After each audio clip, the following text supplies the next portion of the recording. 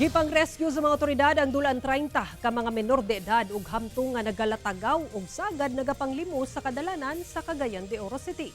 Ani ang report ni Cyril Chavez.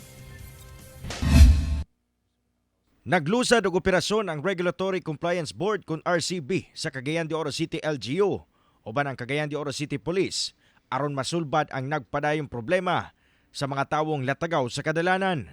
Sa operasyon, miabot ngadto sa 13 ka mga hamtong o 15 ka mga minor de edad ang narescue sa otoridad human masapon nga anaara sa kadalanan nga nagapanglimos. Aduna pay uban nga naabtan nga nagpuyo sa ilawom sa tulay. Ang uban kanila naaktuhan pa sa otoridad nga adunay dala nga mga solvent. Nga akong tanaw, uban ani parang gagamiton bitaw sa mga dagko. Mga yun ba kay tungod lagi niining kung below 15 na walay criminal liability or unsa ba diha, no? So posible ingon na akong duda. Kini mga adults posible sa nga of course base no wala gyud paingnan. So diha na lang sa dalan. Butang nga suportado matod pa sa RCB ang pagtuki karon sa City Council aron amyendahan ang ordinansa sa pagbaligya og solvent.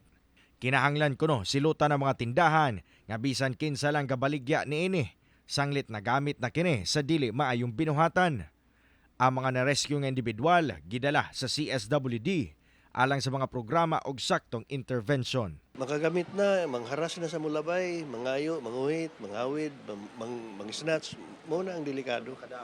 Makadaot gyud, makadaot. Kauban si Jaybert Pairat, Cyril Chavez, One Mindanao.